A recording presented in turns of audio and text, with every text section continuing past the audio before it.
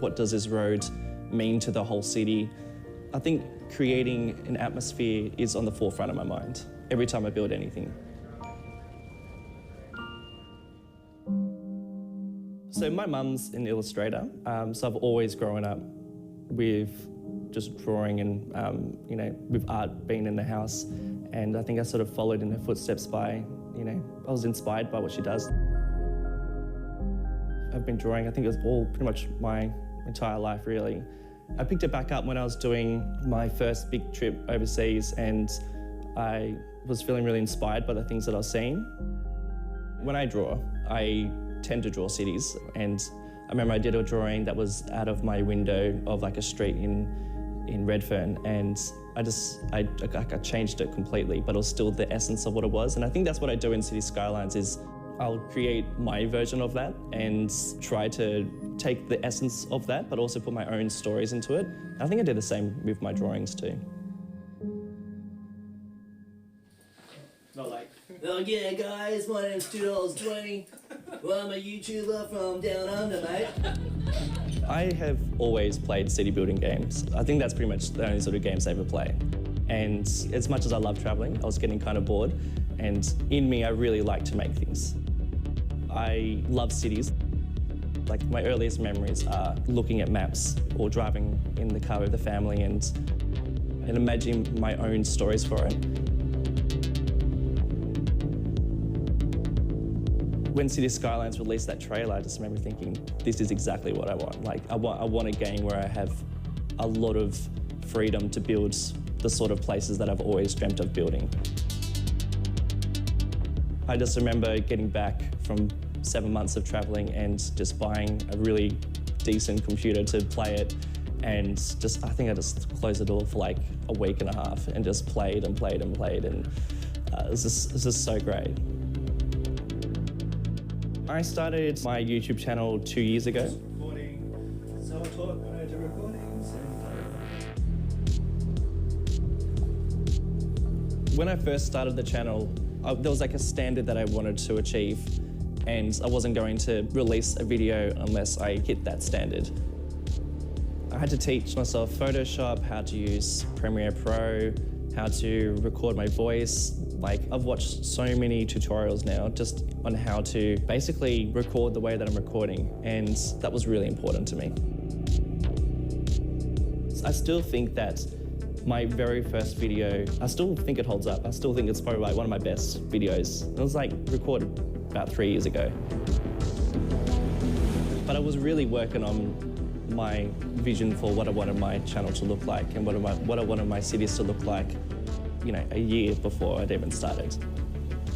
Like, I knew that the cities that I was creating were kind of for other people.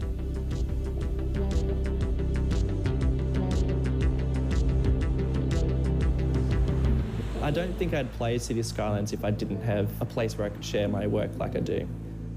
Because, like I said, I build the things that I do so that people can experience it, not so that I can look back and go, oh, this looks pretty, this looks nice.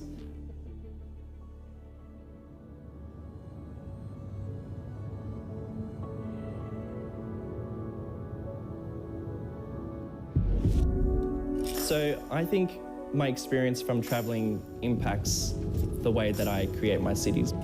I mean, I've never really created anything based on Sydney. And I think that's because I have experienced Sydney. Whereas when I travel to another country and experience another city, I just walk around like all the time because when I take it all in, all I want to do is create that. I think Do Not Eat puts it really beautifully when he says that you can't just build a city from scratch. Just like, here's the main road and here's the downtown, because cities aren't created like that. They start from something really small and they expand as they do. So when you build something in City Skylines, you actually have to take in so much of the backstory of how this road has been there for 100, 200 years. That takes me so long to think about. I probably spend most of my time looking at a blank plot of land than actually building.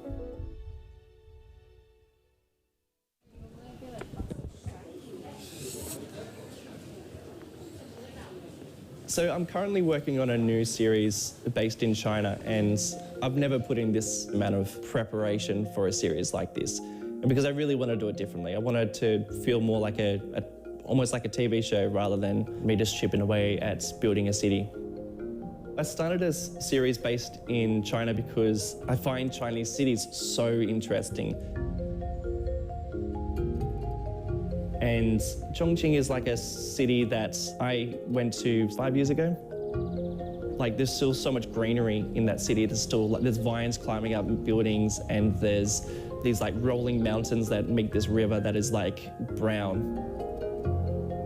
Yet there are just like the most insane buildings and the most insane bridges. And this monorail system that just connects this whole city up is just so interesting. It is just incredible.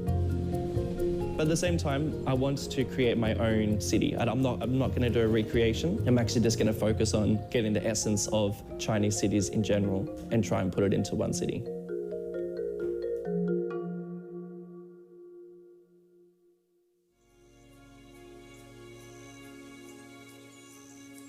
Yeah, I never would have dreamt to have an audience like I do and to have essentially a second job. And I love it so much. It is all I think about. I feel like I have a different way of looking at the world because of city skylines, which is pretty crazy.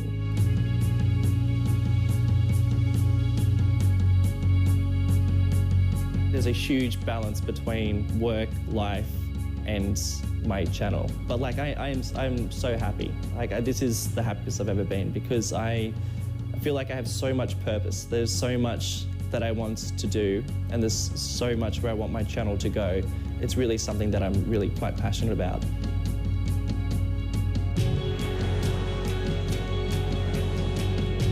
The community for City Skylines is so broad. It's massive, and I think Mr. Mason said it in his City Builders episode where he took a photo of a tree and said, "Right now I'm playing City Skylines, just walking in the park." It's so true. It's so nice knowing that there's people like that, talented people as well. It's always like, I have no idea how you've done this.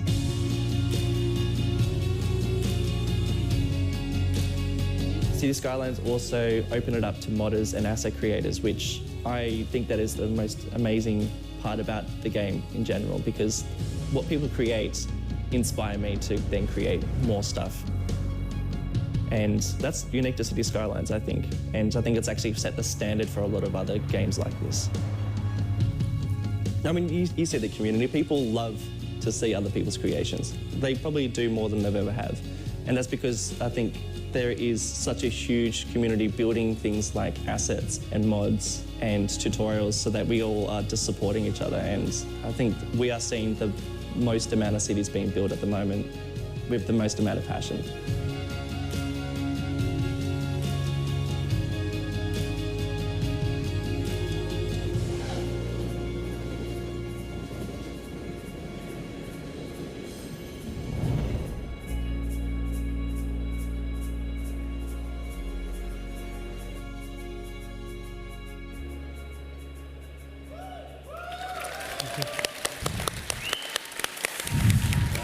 No, this guy.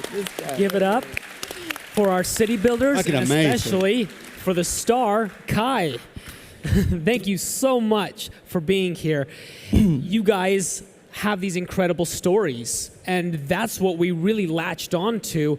Matthias, when you first came up with this idea, did you realize they had these stories to tell? I think that first of all, we had a story to tell. You know, when I started at Paradox with City Skylines, I'm mostly a casual player, a casual gamer, so I wasn't really aware of what City Skylines and the community was capable of. And when I started going deeper into the whole community and looking at the work that you guys were doing, I just couldn't understand how how didn't I know about this? Even if I didn't play the game before, how didn't I find out before that this was this craftsmanship going out there, that there was this sort of art form happening, and I thought that it was unfair, and we need to make sure that everybody knows about this, this attention to detail, this passion and this love that is put into this such an underground sort of movement. And then as you get deeper and deeper into the subject, then you realize how much this community help each other, and how these different people on different corners of the world, through collaboration, they create this one big thing, which is this digital urban landscaping, design and art form. And I thought that, I was honored to have the opportunity to be the one who comes up with an idea and push it out there, because I think. Have you guys ever had any of your other video games get described as art or craftsmen or masterpieces? Or maybe CS:GO, but that was a joke. But we sit here and we talk about the work that you're doing is, like Matthias said, like these pieces of art, but each of you actually has a reason that you're making this content, and for you, whenever you guys talk about it, it's really just something you have so much passion about. There's always some great reason why you got started, and it's led you to here, where you're at now. This entire series kind of started off with Jason, who's definitely got the backstory there. I mean, give us the little short version of where you came from. Well, I'm from Los Angeles originally. Now I live here in Berlin. And I met Matthias at PDXCON 2018 in Stockholm. And maybe you noticed me because I probably got way too into the VR thing you had for Skylines. But you won the event as well. You won the. I was going crazy. You won the competition. Yeah, there was a right? competition. I made a city, and so we got to meet. And then a couple months later, I hear from Matthias over the internet, some kind of chat or something, and he pitches this idea. He says something like, we think it's amazing what you're doing, and we want to do some kind of video documentation series where, you're framed as the artists that you really are, And as soon as he said that word, I was just like, wow, somebody understands me, finally, And I was like, yes, anything, let's do it. You say we understand, but I keep getting surprised every time one of these videos come out. I thought I knew you. I thought I knew you, and I thought I knew you, because we've been working together for years. And then these videos come out, and I'm like, I'm just like, you're not crying. But it's like, these are incredible ideas that you guys bring together. I mean, and I know we're just showering on the compliments, but we can't say it enough that each one of you are an artist, and you bring something so great to this community. But we're only like one small portion. I mean, we're lucky enough to have videos being made. Like, people fly to our countries to take these films of us. But honestly, like, the entire community is like this. Like, everyone has like such a unique story. Everyone's playing the game in like a really different way. Like, these guys are playing in such a different style than I am. Like, I have no idea about asset creation, but that's how they play. It's really insane.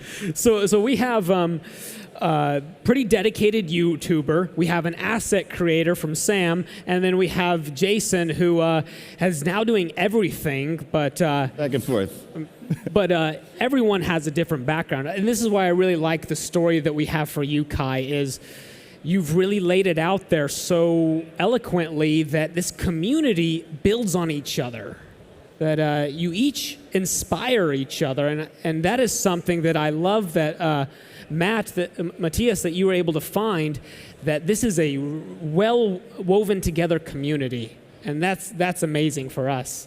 But she was my mentor, when I met Avanya through a forum or something. I had questions, and she was the first to help, just there to answer the questions for no reason at all except to help. And, I was like, oh, here's a helpful person. Then, more questions and more questions. It's funny. I had the same experience when I started. I had no idea what I was doing. I didn't make 3D models until I started with City Skylines. I was like, there's a guide. Like, how do I do this? How do I do that? And everyone was so helpful and, like, sharing their experience or, like, resources and just, like, try this or try that. And that just really helped me, like, not only just learn, but like get better.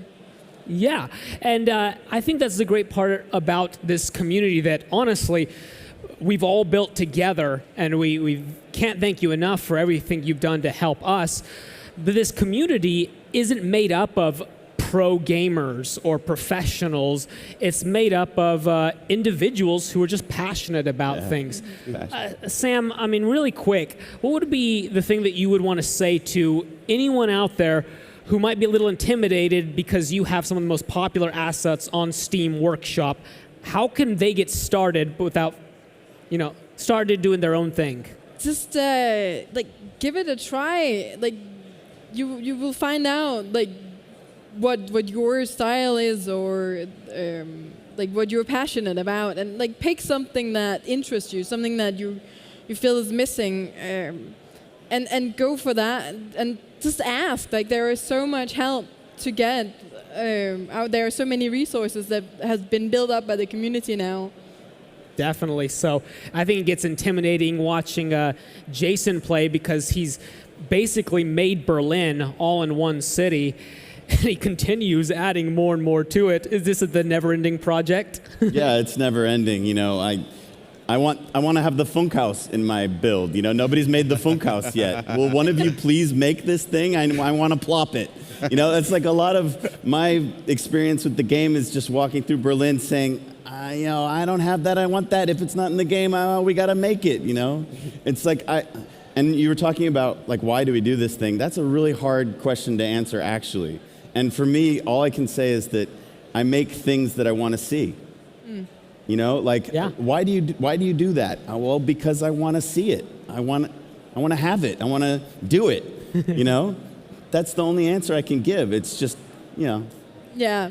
I have this cycle where I'll make something, and then I'll play, and I'll work on my city, and then I'll have a spot, and I need this in the game, and then I'll be, out of the game into Blender, and then start making it. It's such a weird, but I have the same thing, but it's if I walk somewhere, so if that Chinese city that I walked in, I'm going, I want to do this, but I'm not going to, what am I going to do it in? It's a city, it's already existing. Why do I want to do that? But I just, for some reason, I want to build it. And I think you've really latched onto something too, Kai, because when we were first talking to you about the city builders, you said something that you don't want to show people how a city was built. You want to show people how a city grew and had a history and came to be. You wanted to tell the story behind a city. Yeah, so my first city that I ever did, and the first series that I ever did was, I probably spent 7 months just building it.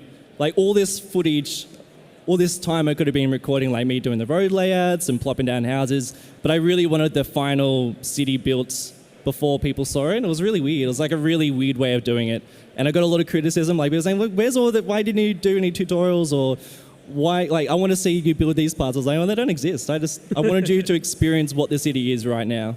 I feel that, because as I said, I see it as an art form, but I think that the reason why it hasn't exploded massively worldwide as an art form, perhaps one of the reasons is because you can't really frame it. You can't say that what you can do with this is, to make amazing, photographs of cities that are made digitally, and you can put it on a frame, because then you're underselling it, because you tell stories about it, and then we have this other guy that makes history lessons with it. They're fantastic. We filmed them as well in Philadelphia, and each one uses this platform to create different kinds of art forms that are very, very difficult to encapsulate. So how do you display all this? You can't really frame it somewhere. So you've made a great start, and I have to say, while we're here, thank you so much for doing this series. Oh, my I pleasure. think it's so cool, and I think it's wonderful that Paradox supported it and that you guys are making this, and I would love to see more stuff like this. Each premiere episode, I can't wait to see them, Yeah, absolutely. gobbling them up. I love We them. hope they're doing Thank you. good.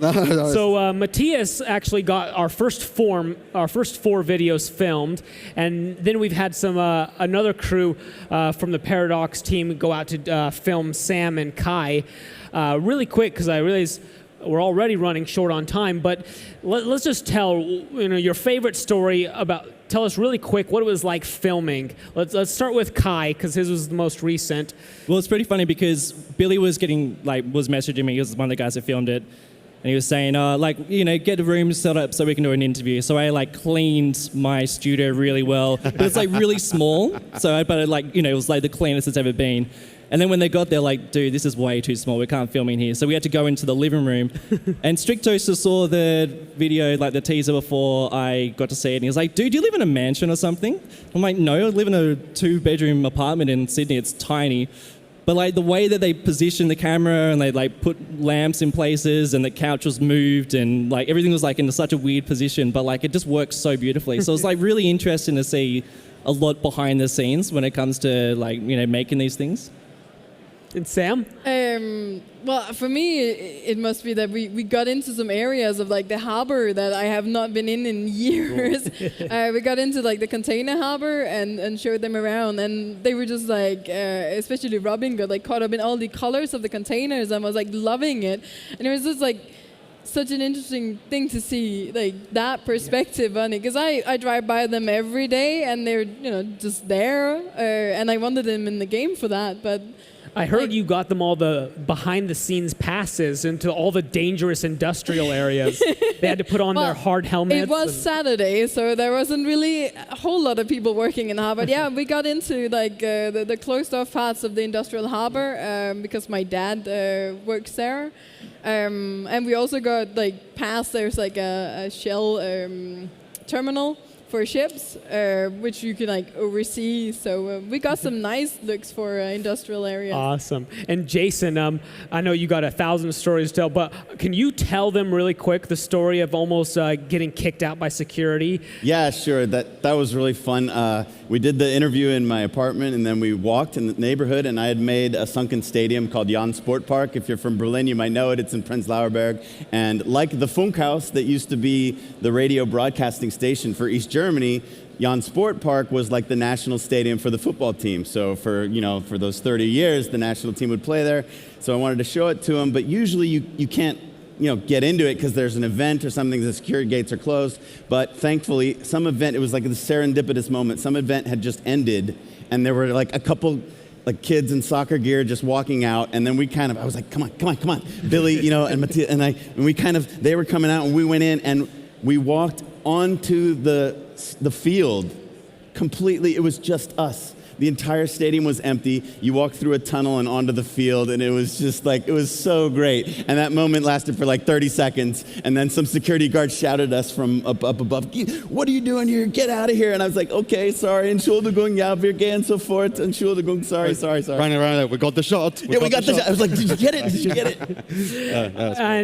And we got to say thanks again to Matthias for helping put this together. Anytime. We have Billy and Robin and Jenny and the whole Paradox team helps put these together, but really it's thanks to you.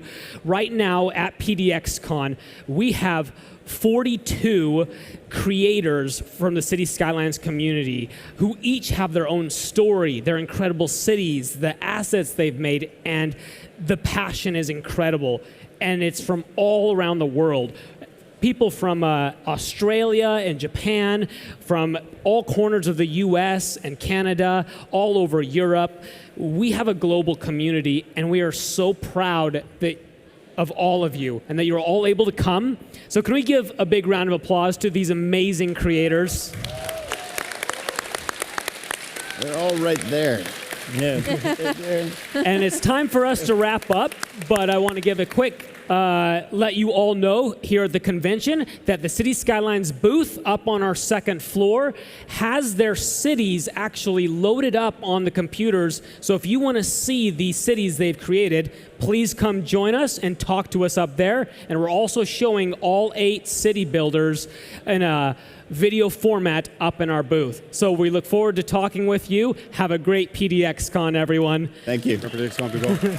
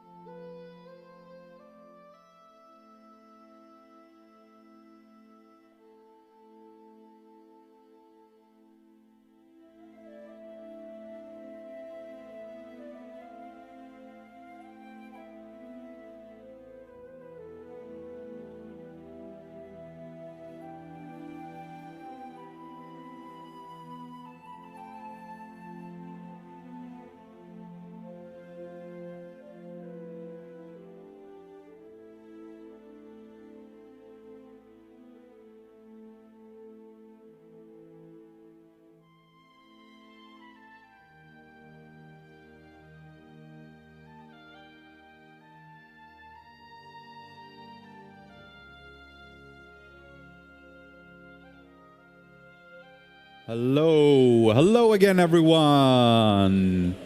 Hello, beautiful fans. And I see we have some people from the banking sector here as well. You're also welcome as long as you play our games. So, hi everyone, my name is Shams Georgiani. I'm in charge of business development at Paradox Interactive. I'm also hosting some of the panels here on stage. If you're tuning in for the first time on Twitch or some other streaming service, this is the annual Paradox Convention, where we gather around with our fans, our players, and the developers, and we announce new stuff and we play games. This event also coincides with a huge sale that's going on, so if you want to dip your toes in the Paradox game and then have a lifelong addiction, this is a great opportunity. So now I have the honor of hosting probably one of the most anticipated things for me at least, at this show, and that's hosting a panel about war stories from a number of veterans from the games industry. So I would like to welcome a number of people up on stage.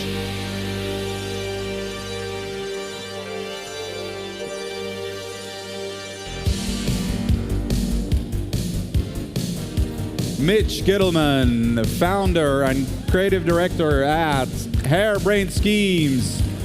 Rod Humble, designer and founder of Tectonic, and Brendan Romero, CEO and designer at Romero Games. And Thomas Johansson, studio manager at PDS. Come on board, guys. Have a seat. Hi. I can't remember where I'm supposed to be, so squeeze in, everyone. Hi and welcome. This is one of the, I've been looking forward to this because whenever we talk, whether I want it or not, you tell me war stories. And war stories aren't worth that much if you can't draw any learnings from them. So hopefully today we'll be talking about war stories. But briefly, before we jump in, could you just quickly run through some of the highlights of your careers, games you've kind of shipped or worked on, or games that have gone up in beautiful flames at some point? Thomas, would you like to start? Yeah, so I started at Paradox in 2004. I think the company at that point was like, 13 people, including finance and CEO and stuff like that. And I was a junior programmer. I think my first job task was to do tooltip bugs in Hearts of Iron 2.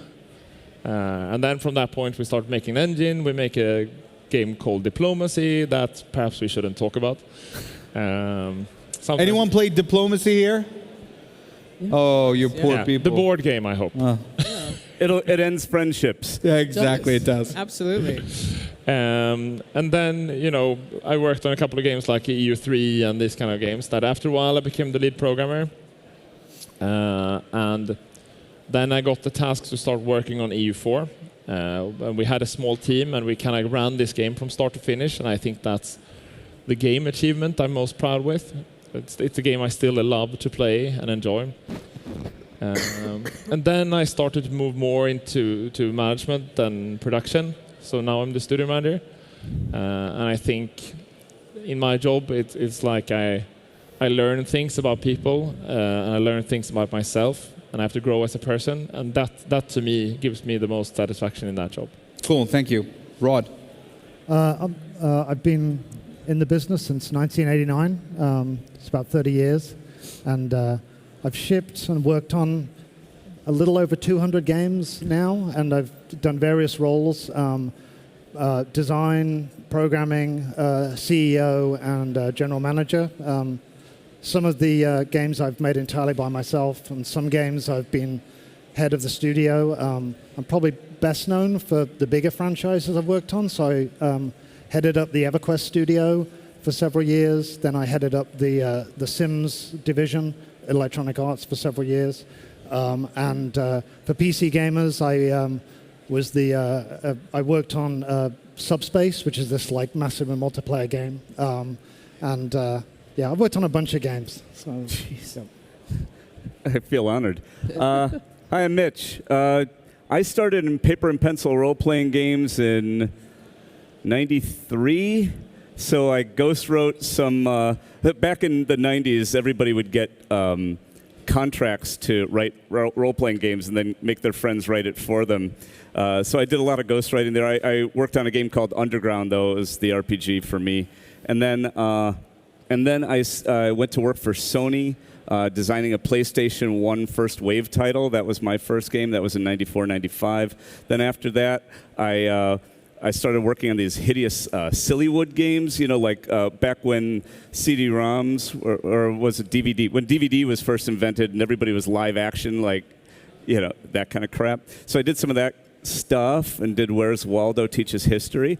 And then I started working on Crimson Skies with Jordan Weissman and was co-creator of that with him. And then the Mech Commander series, blah, blah, blah. We got bought by Microsoft. I became the head of Fastest Studio at Microsoft, worked on infamous Shadowrun first-person shooter, delightful story. That's not the war story we're going to talk about today. Then I went on to run Xbox Live Arcade, if anybody has ever heard of that. During the summer of arcade, that was my summer.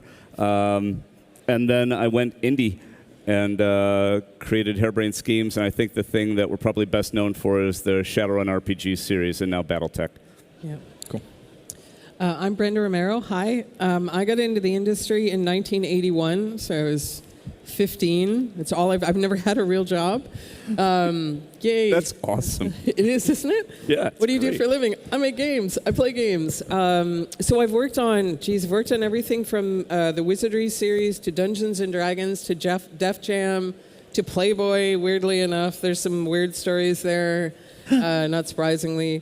And now working on Empire of Sin. So I feel like I've done a little bit of everything. I've worked on every platform, I think, from the Apple II to the iPhone. I've worked on tabletop games as well. I have a series of games that are sort of documentary games about dark moments in human history. And I make just one of them. And they have things like 50,000 pieces. Don't ever make a game with 50,000 individually hand-painted pieces. It's Noted. Not a good idea, but super fascinating. So anyway, that's me. That's what I do. Okay, cool. Thank you, guys. So as you can see, a lot of war stories to be shared, but we won't be sharing all of them. I think I've asked you guys to kind of prepare one each. Who would like to go first? Anyone kind of really excited to kind of share a story? Rod, you go first. I can go for... when I was running the EverQuest studio, we were #1, and it was great, and it was wonderful.